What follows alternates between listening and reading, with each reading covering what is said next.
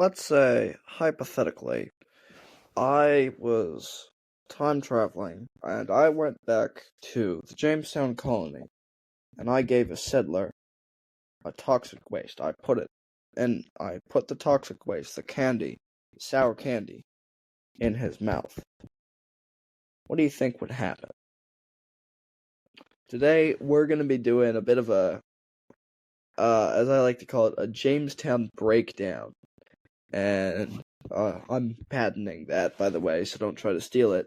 We're gonna be going over the history, and then we're gonna be talking about some funky foods that I think they would react kind of weird to.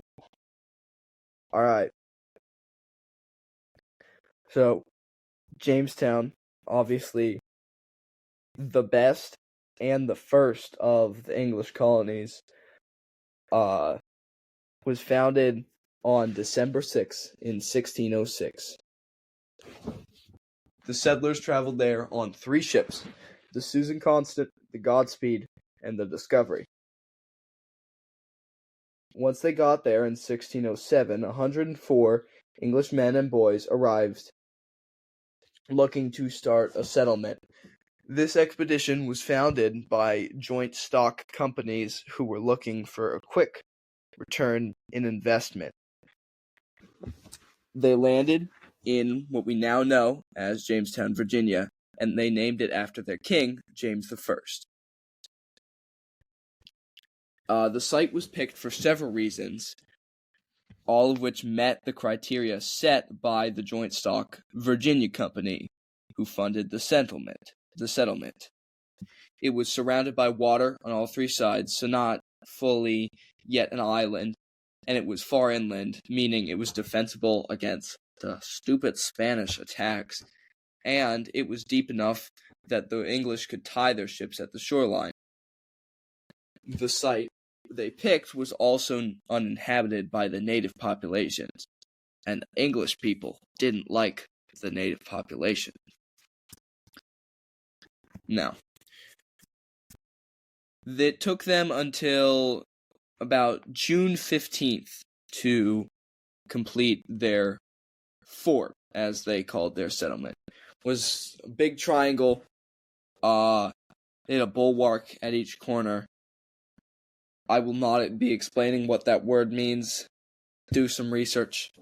And each bulwark held 4 or 5 pieces of artillery. So there's your hint.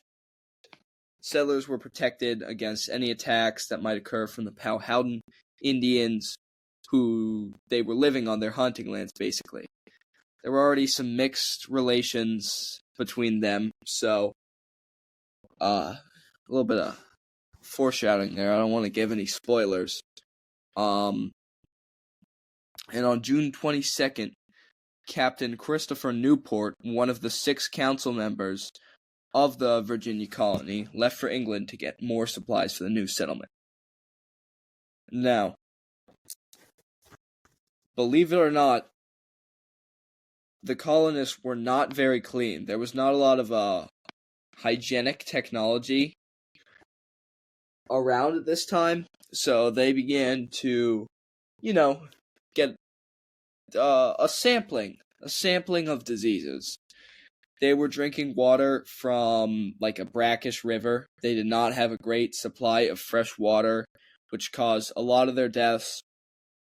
They had swellings, fevers, famine, sometimes, Native American wars. Something in here called fluxes. Is that like a flux capacitor? I can't tell you what that means, and I don't feel like looking it up. Food was running low, though they actually started receiving gifts from the chief of the Powhatan to help them. It's actually surprising. If not for the Powhatans, the settlement most likely would have failed, and everyone would have died from diseases or just starving. Now, it seemed like things were going good with the Indians, but they were kind of on the splits in late 1609 the English were just like, give us more food. We need more. Give us some crumpets. And the Native Americans were like, no. So the winter of that year, 1609 to 1610, is known as the Starving Time. The English were afraid to leave the fort because there was a legitimate concern of being killed by the Indians. So they ate pretty much anything they could, various animals, shoe leather, and sometimes fellow settlers who had died. So by early 1610, most of the settlers, around 80-90%, had unfortunately perished. They were actually about to leave, but luckily a supply ship finally came through. Now they were finally starting to bring back their community. A fleet of incoming ships were bringing their new governor for life, Lord Delaware. Woo! Yeah, awesome dude. Now, in 1612, they had unfortunately not fulfilled their original mission of making back the investment of the Virginia Company quickly. Their original plan was to look for gold, which they did, but that didn't go so well. But 1612, like I said, John Rolfe, arguably the second most important John in the history of Jamestown, and we'll get to the first most important one later. He kind of turned that around. He had some tobacco seeds in his pocket, and it was just like, I guess one day he was just walking through the field, and then he slipped. He was like, "Oh no, my tobacco seeds!" And someone watered them. And then, like, however long it takes tobacco to grow, I'm not very educated on growing tobacco. Someone was like, "Whoa, this is a new plant. I bet I could sell this." And then they did. It's crazy, I know. So tobacco became the cash crop for the Virginia Company, who really wanted to finally make money off the investment. Now, there wasn't anything too big of a deal until about 1619, which was when the first documented Africans were captured and brought to Virginia to work in the fields. We're not sure whether at this time people were considered indentured servants or slaves, although it does look like they were treated more closely to enslavement as we know it today. Now, let's talk about the most important John in Jamestown history, and I saved this. He was actually an earlier person in the Jamestown dynamic. John Smith. Dude, John Smith, this guy was crazy. He was 5'3". He talked to he really respected the Native Americans. He called them giants. And that's I feel like that's a big sign of respect. He implemented the work or starve procedures, which was basically harvest the wheat or you won't eat. And it really worked because people they didn't want to do anything. They're like, "No, I don't want to work. Why would I do that? That's stupid." And then John was like, "No bread for you." And then people started working. It's crazy. John really understood power dynamics.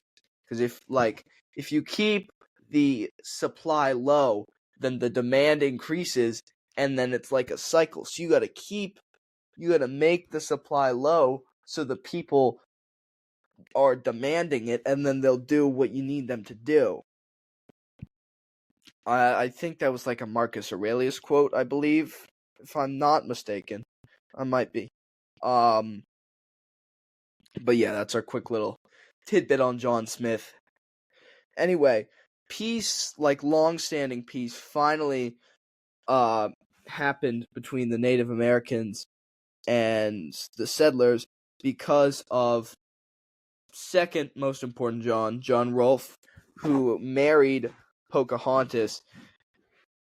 She definitely might have been kidnapped earlier, like a year before that, but yeah, I mean it worked. They were a happy couple, and then they were like, "Oh, I can't kill you. You're my son-in-law." Well, they didn't really know what to do, I guess. So hope that was good.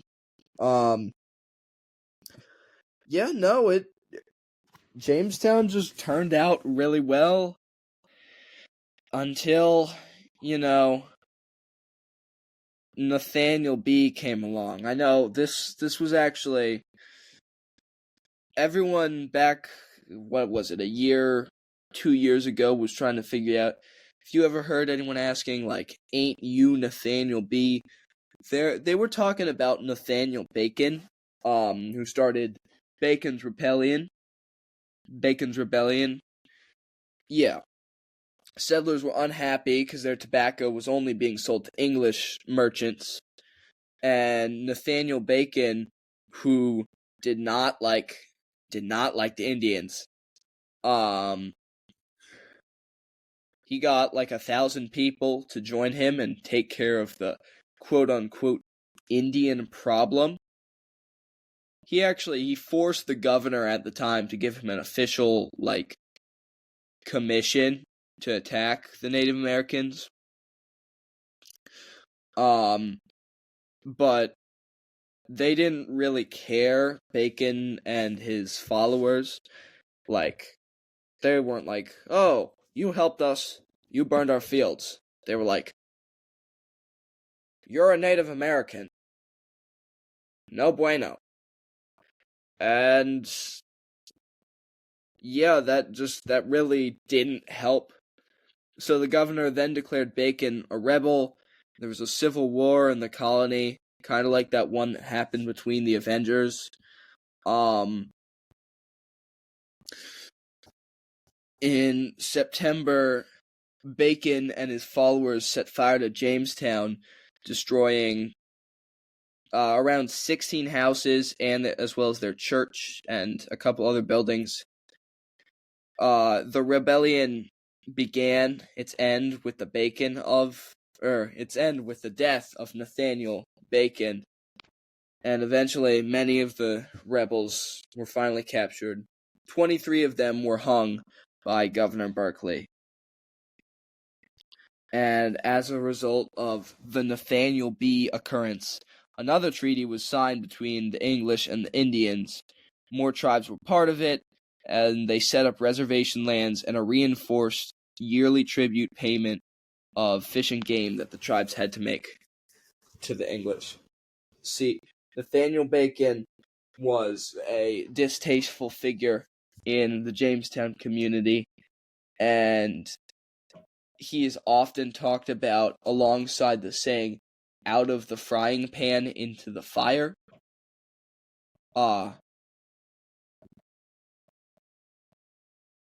Kind of speaks for itself. So, makes sense, right? I think it's pretty self-explanatory why that happens. Anyway, yeah, I still stand strong that Jamestown was the best colony, or at least one of the best. And part of the reason is I think that they had a higher tolerance to things than, say, the Puritans. I mean, you go to Plymouth Rock and they're like, they were all like, "Oh, this chicken's too spicy. Did you put salt on it?" Ooh. No, the Virginians, they were some crazy people. I mean, Nathaniel Bacon, that guy liked it hot. Get it? Because he burned down like 16 houses, you know? Anyway, I got a list of some foods, and we're going to talk about whether the colonists could, like, how they'd handle them, or how they'd react to them. Because I think anything heavily seasoned would just kind of overpower them. But these are, like, some specific ones. First up, we got Sour Patch Kids. Now, if you've had Sour Patch Kids, you know they got that funky little dust. The dust, you know? Like on the outside. The sour powder. I think that's just, you give them like specifically a lemon one. I think they could handle the watermelon ones, because the watermelon ones are really just sweet. But like, that's gonna burn through their tongue, dude. They're gonna be like, huh, what doth this delectable morsel be? And they're gonna scream. Not even John Smith could handle one of those. Yeah, I think the flavor, I don't think they had enough sour stuff at that point. I think their taste buds would be really underdeveloped to that. They'd probably think that you were poisoning them or something. It'd be really funny though, because you could just eat like 10 of them, and then they're like, yeah, they're sour, and then they get sweet. And then you give them one, and then frickin' Nathaniel Bacon collapses over, and he's like, I'm dying. I don't know what a Jamestown, I guess they'd be British, so I'd like, this doesn't taste like a crumpet. Hot Cheetos, it's just, I don't know. I don't even like hot Cheetos. I think it's kind of stupid, because they don't really taste like, they just taste like hot, it's just like the hot powder. That's really all it is. So, I mean, they think it's spicy. I'm sure they weren't super developed to that flavor either. Toxic waste. Now, toxic waste is super sour. I think if you gave a colonist a toxic waste or a warhead, I've got them both in here. Toxic waste are worse, but I think they would just like genuinely start convulsing. I mean, I don't think their brains were developing enough at that point to handle the like amount of chemical equations in the sourness of that candy. The Pocky One Chip, I think we're kind of in the same situation as we were with like the spiciness, and well, actually, probably a little bit more, because like a warhead, they could just, or toxic waste, you can just spit out and it'll go away pretty soon. Yeah, no, they'd probably think that like they were eating hellfire. I feel like that would be my reaction. I know that those Jamestown people are gonna be handling that way better. Stupid Puritans, frickin' nerds. Yeah. Pineapple Crush, like the soda. I think pineapple was still like a weird flavor at that time. Plus the sugar and the added level of carbonation. That'd be like, that you could convince them that it's like the elixir of youth, except it's not, because soda's actually really like bad for you. Probably would kill them like relatively soon. We got the Starbucks pumpkin spice latte. I'm just wondering, like, I feel like part of the hype with it comes that it's from Starbucks. Oh my gosh, it's October 1st. I'm getting my Starbucks pumpkin latte and my cake pop. But like, if you just gave a settler like a pumpkin spice latte. Do you think they dig it? I don't know. Did they have coffee back then? We'll get into caffeine in a second, but I think that'd be funny, like to see. Is that just kind of a white person thing that like they're naturally attracted to the flavor of pumpkin spice? Maybe. We'll never know. Well, until I do this. It's happening. I'm trying to get the video of it up. Spicy tuna roll. I don't know. This was a viewer suggestion. It's just that spicy thing. I mean, they also didn't have sushi, I guess, so there's that added new kind of food. Now, back to caffeine. We got pre-workout and energy drinks. You know, there are some crazy pre-workouts here. I think I think it'd be crazy. You give Lord Baltimore. I know he wasn't a Jamestown settler. He was actually, he was Maryland, but he was the Lord of Maryland, actually. You give Lord Baltimore some Ghost Red Berry Sour Patch Kids pre-workout with 800 milligrams of caffeine. He's going crazy, dude. Maybe that's why he did all those. He made all those really cool laws. He was like, maybe I changed the future. When I went back there, and he's just going crazy. Yeah,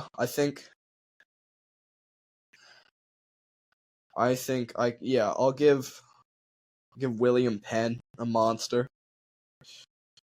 Maybe that's what gives him the courage to ask for land from the king instead. He's just hyped up on caffeine. He's twitching. He's like, I've seen a vision from the Lord. Give me land. Yeah, maybe that's what happened. You never know. Ready Whip, like the canned whipped cream. I think just the pressurized thing. I think it scare them because they think it's some sort of weapon or something. Probably. Just imagine just walking up to like King George and just spraying him with whipped cream. I think that'd be funny. I'd totally do that. Tofu, it's just I don't think they'd understand what it is. I think you could explain most of these other things to them, but tofu, that's kind of hard to do. And then you got like Pop-Tarts, toaster strudels. It's just they're like so sugary, and there's such crazy flavors that I don't think they'd be able to compute some of the different levels of them. Yeah, no, I think that's pretty much it. I mean, honestly, I'm trying to get onto a more consistent video schedule. I'm starting to get into a routine with things now, so that should hopefully be happening sooner rather than later. I am going to try and make a switch. Well, not really a switch, but I am going to try to establish like an actual YouTube channel, get some more stuff going on that for there. I know I've been getting lots of comments about where I've gone again, because I kind of uploaded that one video and then it's been a while. We're getting some collabs going. I got my friend Bruce. He's coming on the podcast in a bit.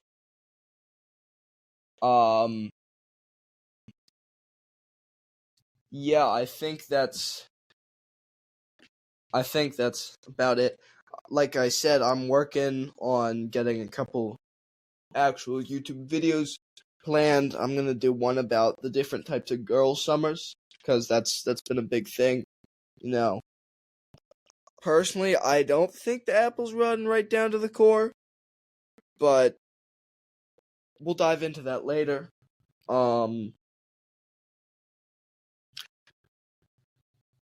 yeah, I think maybe next episode we're probably gonna be doing something.